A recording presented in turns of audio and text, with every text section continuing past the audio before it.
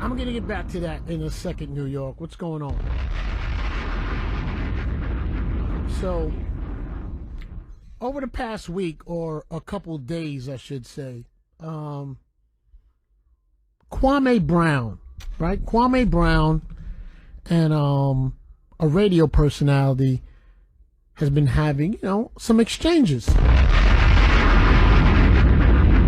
So, I believe Kwame Brown is a former NBA player, and I don't know how him and the radio personality, I don't even know how that exchange started to happen, but I know there was a lot of tension with Kwame Brown all week. He was being very opinionated, and somewhere him and this radio personality, they had words, or they clashed.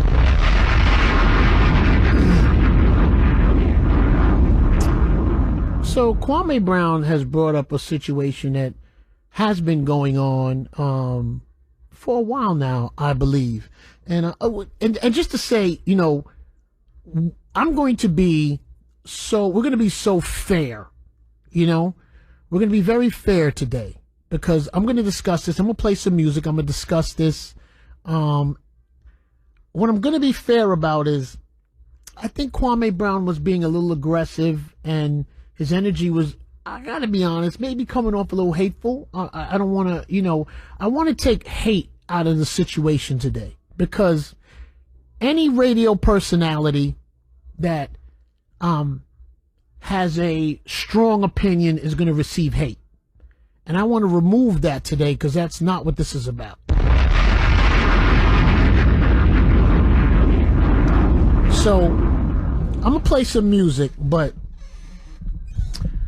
I'm also going to play some audio in a little while. And there's some audio of Jessica Ried, right? So New York City, Jessica Ried is a young lady that she had a situation, and she had this radio personality arrested. And this is a while ago, but this is what Kwame has brought up. Kwame Brown has brought up this situation of this radio personality that got arrested a while back, and I believe, I want to get this right, I believe it was for willfully, unlawfully, feloniously engaging in penile and vaginal intercourse with a 15-year-old female child. I think that I don't want to say I think. That's according to, I think it's Black Sports Online, that's what he got arrested for, but he pleaded guilty to contributing to the delinquency of a minor. Okay, that's what he ended up pleading guilty to. Now, I want to keep this super neutral for a second. That's the situation, and those are facts, and we're going to give facts. And this isn't up to me to decide today. I'm going to play some audio in a little while that I want you guys to decide on how you feel about the audio. And then I'm going to give my opinion, which is just my opinion, at the end of the audio. So I believe Jessica Ried did an interview with Star from Star and Buck Wild. So I'm going to play that audio in a second, not right now. And then, so you gather people near this operation, because I'm going to play some audio that you've never heard before. I just want to see how you guys look at it. I want your opinion, and I'll give my opinion. So Jessica Ried had an interview with Star from Star and Buck Wild. And I think what moved me to bring this to the forefront today, because that interview is actually old. Someone sent me audio and footage of Jessica Ried's mom, and her name is Jocelyn Sullivan. And I believe Jessica Ried is originally from Brooklyn, and she moved out to South Carolina. And we're going to be fair because, it's important to be fair. For some reason, I'm not going to lie to you, I think the mom touched something inside of me that kind of didn't make me feel good about staying home and not talking about it. But I am going to talk about it, and I am going to play the audio. And I want to say something to you, New York. I consider this radio personality he's on my side of the fence. When I say my side of the fence, comes from what I come from, and kind of does what I do. You know, I just felt it was something that needs to be talked about. And I didn't think it was something I just wanted to just blurt out my opinion. I'm going to play the audio in a little while, and you guys decide. And you can let people know and situate them. I'm going to play some audio. I'm going to come back with the audio from Jessica Ried, and she did an interview with Star, and then I'm going to play the audio of her mom, and then we'll take it from there. 1-800-223-9797 at Funk Flex. Kwame Brown put a light, man, but ooh. Okay, so let's play some music and we'll get to it. Let's go. Hot 97. Oh! It's Hot 97, Funk Flex. So like I told you, I guess this subject has surfaced again because of Kwame Brown, who was being aggressive. And I must tell you, New York, somebody should give this guy Kwame Brown a podcast. He should dial this down a little bit because he was definitely super aggressive. And I think people were really, I think they were really going at him, but he seemed to have defended himself pretty well. So through Kwame Brown, the situation with this radio personality has surfaced to the top again. And like I told you, it's something I knew about before. I never really, or I should say, I didn't know of the mother's statement in audio and video. But what I'm going to play for you, and like I told you, we keep an open minds here. I will play the audio, and then we'll see, we'll give our opinions. So, first, this is, let me make sure I got this right. This is Jessica Ried when she was being interviewed by Star from Star and Buck Wild. Okay. Listen, I don't want that man's money. Okay, sorry, I started wrong. Let me start from the top. Okay, let's go. Listen, I don't want that man's money. I don't want nothing from him. I just want people to know who he really is. He's a liar. I have been dealing with this for over 15 years. My life has never been the same since that night. My relationships with my family and my friends have suffered because of it. Mentally, I suffer. Emotionally, I suffer. So I don't want nothing from him. I don't want to speak to him, and I don't want to seem angry, but there is still a part of me that's upset because he took something from me. You know what I mean? Like, I didn't even like him like that. And when I first met him, he expressed that he liked me in that way. But I told him, no, we could just be friends. And that was that. Those were not the dynamics of our relationship. We were just friends. Me and I trusted him. And when I got there, I felt a little uneasy because there was just so many people there that I didn't know. It was really more guys than girls. It was me, Malika, and maybe... He made Malika a drink? Did he make a drink for you as well? He made both of us a drink, yes. So I put my drink down about maybe 10, 15 minutes after trying to help her and clean her up. I got up because I just wasn't feeling right. My head was just dizzy, and I just felt funny. I could see and I could hear, but I just didn't feel like myself. Right.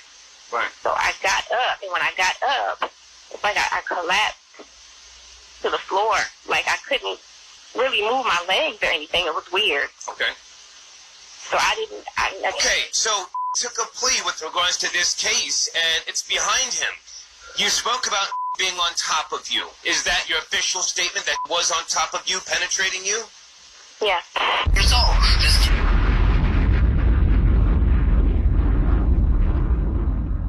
So,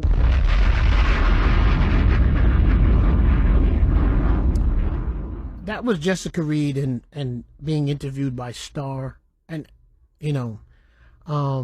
that part I knew and heard. And I think the mom's testimony maybe felt maybe it was a reason to bring it to light, and I'm going to play that. I'm going to play the mom's testimony. Or I don't want, those are wrong words. I'm going to play what her mom feels about the situation. I don't want to lead people in any type of a wrong direction. I'm going to play, her mother's name is Jocelyn Sullivan, and this is what her mom had to say. My name is Jocelyn Sullivan, and I am the mother of Jessica Nicole Ried. We're out here in Mounts Corner, just left the Berkeley County Sheriff's Department, speaking with detectives. The case of my daughter, Jessica Ried. I have regrets in which I am very sorry about, because when my daughter was drugged and raped, I wanted to do nothing but protect her. I didn't want her to suffer anymore. I didn't want her to feel that pain anymore. And so I did not let her testify. And because of that, today we are finding out that Mr.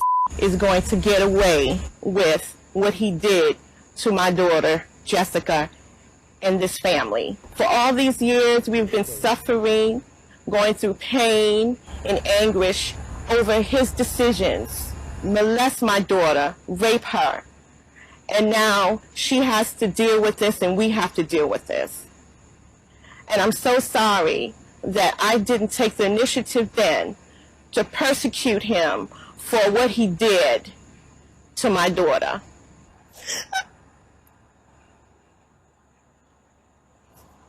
I'm sorry.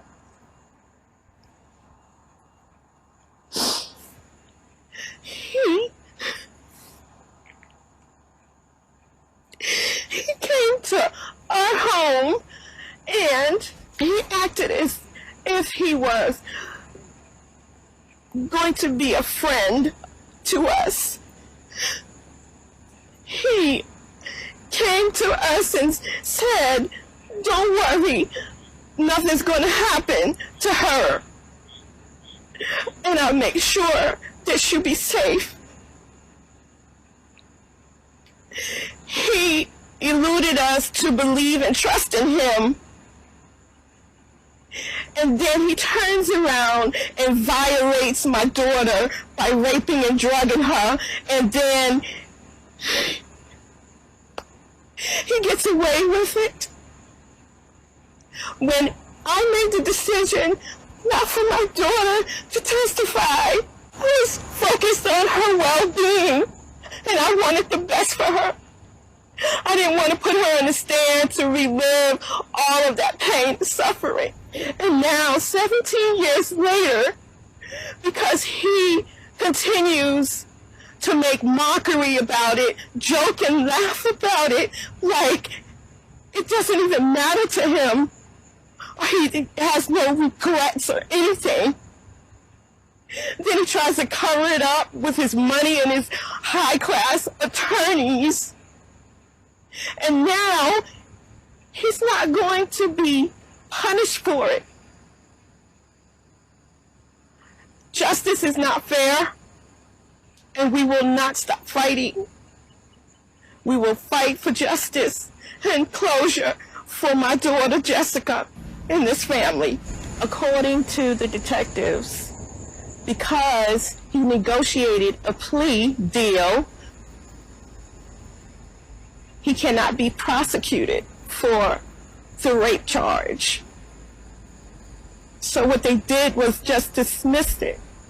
They didn't even prosecute the rape charge because my daughter wasn't there. And so they let him plead. DNA did not clear him innocent. DNA has nothing to do with it at all. He's guilty no matter what anyone says. 17 years later, she's still suffering from it. We're still suffering with her from it. And justice needs to be served regardless. He deserves to be punished for what he did.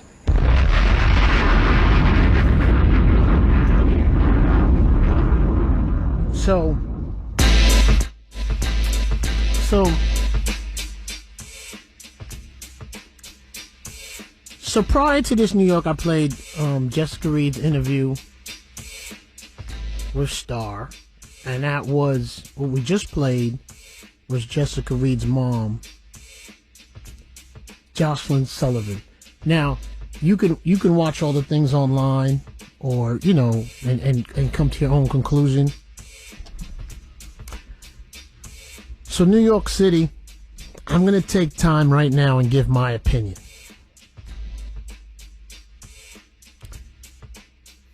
In listening to that mother's vocal and audio, you, Mr. Radio Personality, I don't believe you. I don't believe you. I don't believe you didn't know anyone. I don't believe you. But what I am going to say is, New York, Jersey, Connecticut, I wouldn't condemn somebody. A situation can happen. Something can happen. Things happen. And I'm not just saying things happen loosely and generically. I'm just saying maybe a mistake was made early on in life. And I get it. I don't like it. I don't understand it. Right? So this situation happens.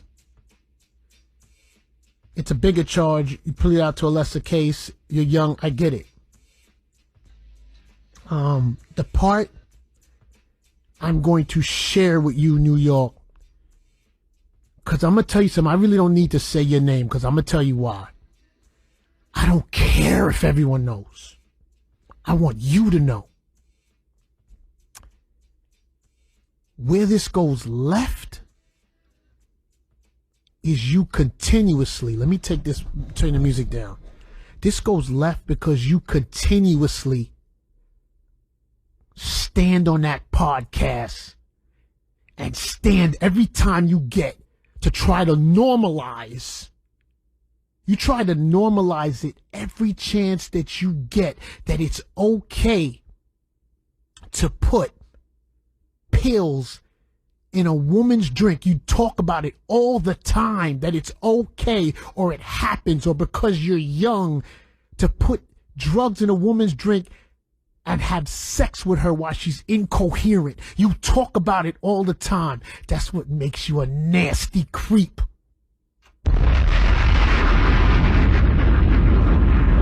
Not because of the situation you had, because I'm going to tell you something. I wasn't there, and I don't know what happened. But every chance you get, New York, this guy stood on a podcast, and he talked about spring break and meeting a young lady, putting something in her drink, and then having sex with her when she was incoherent, laughing about it. That's bruh, nobody wants you to get fired or to lose your situation. Nobody's like, man, the fact that you try to normalize that's okay, that's good, like it's things that men do. That's not what men do. That's what you do. You do it. I'm going to tell you the most terrible thing about you, bruh, because I watch you on that podcast, and you sit next to a guy. That guy you sit next to on your podcast doesn't care about our culture. He doesn't care about your culture, but you sit there and you laugh with him about raping women. You think it's funny. You know what else is funny, my brother? Because I'm staying on my stone today of where I'm at. And I'm going to tell you where I'm at. I am not at what you did 20 years ago. I'm at what you did in the last couple years, and how you talk about it and how you say about it. You piece of, you tweeted that R. Kelly, that sex video, was one of the greatest celebrity videos you've ever watched. That video was with a 14-year-old. But you thought it was a great video. You tell on yourself constantly you're a weirdo. I don't care if nobody else checks you. I'ma check you. You're nasty and you're a weirdo. And you always want to talk on a podcast about taking advantage of women when they're unconscious. What type of dude are you? Why is that cool to you? Why is that cool as you stand next to that clown, that guy that doesn't care about our culture and continuously talk about raping women? You always use the word rape, how you raped your wife. You love to use that word, bro. You get mad at Kwame Brown for using it. You use it. You use the word. You don't think it's funny, my brother? I don't care about saying your name. Let me tell you something. I don't care about cease and desist. You know why? You want to send out cease and desist to people because you want the clarification of what you did said properly. The fact that you don't see that's bananas, I'm not sure if it's the people around you or if you want to continue. Maybe you want to continue being who you are. For some reason, your name is being said with a 15-year-old. I'm not sure why that's happening. You refer to your dudes. Every girl that has a problem, it's the dudes around you. The dudes are with the girls. My dudes. You say it's your dudes. I don't understand that part, bruh. That's the part that people aren't really grasping. That's why people keep hammering you. It's not for what you did 20 years ago. You can be sorry for that. You can, it's the way you're moving forward, bro. Let me tell you something. You said that the R. Kelly video is the greatest video you've ever seen. You tweeted that. And you know how that came out? Because you had the nerve to go on an R. Kelly documentary to talk about a pedophile. You're a pedophile. You're a pedophile. You! Is it okay if R. Kelly is in the video with your kids? Is it still a great video? You nasty. Is that a good video? Is it? You don't have to answer. I'm going to tell you honestly, it's better you don't. You shouldn't. You should never, ever answer this. You should always keep a cease and desist, and you should never, ever talk about it. Because we already know what you are. You are one of them slimy, greasy dudes that used to be in our neighborhood that don't talk much, that likes to put medication in women's drinks and get on top of them. That's you. We know what you are. I know what you are. I do not care if I ever say your name. I want you to know that I know what you are. Bruh, you.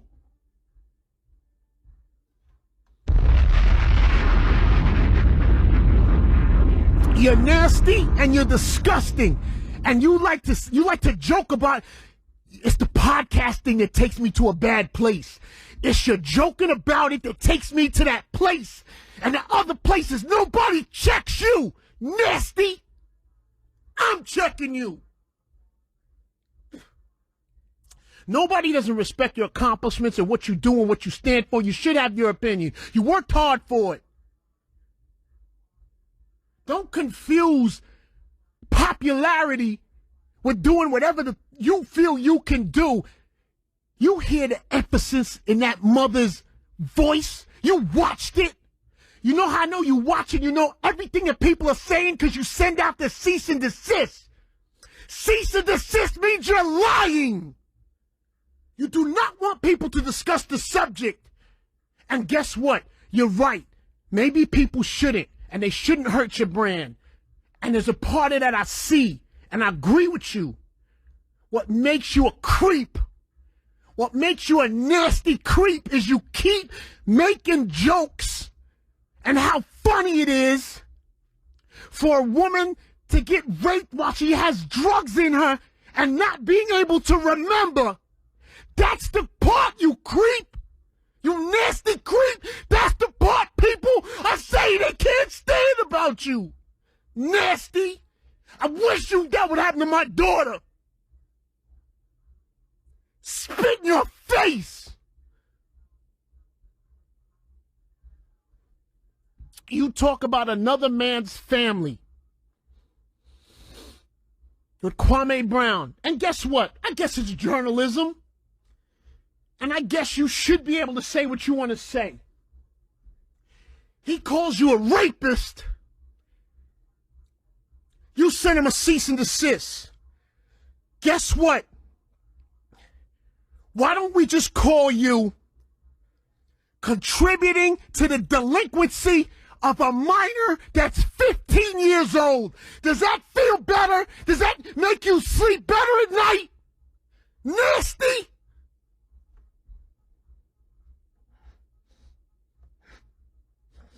It does, right? Makes you feel better about yourself?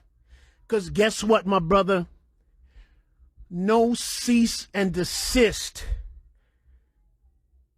will help your guilt. And ain't gonna make you sleep better at night. You just pulled the wool over more people's eyes. Congratulations to you. If that's what you want out of life, sir, you have won.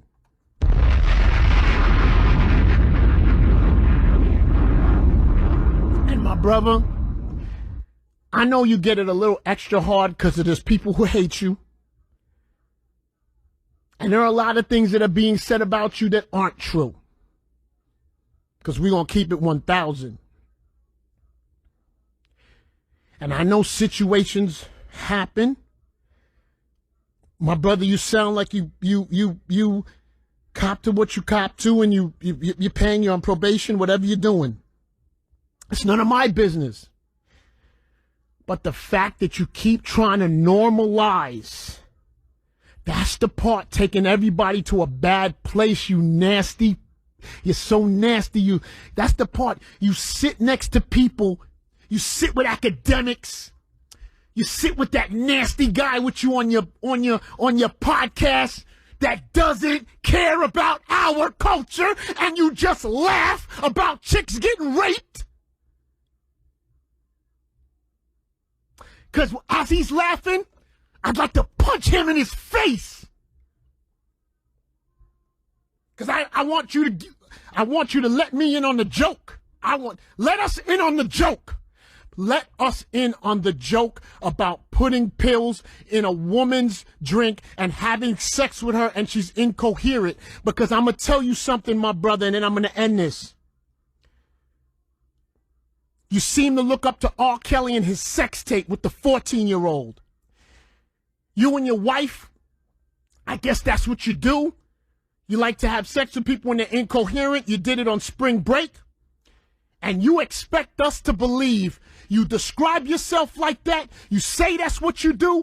But you want us to believe this one girl, Jessica Ried, you didn't do that. It was your boys. You're a liar.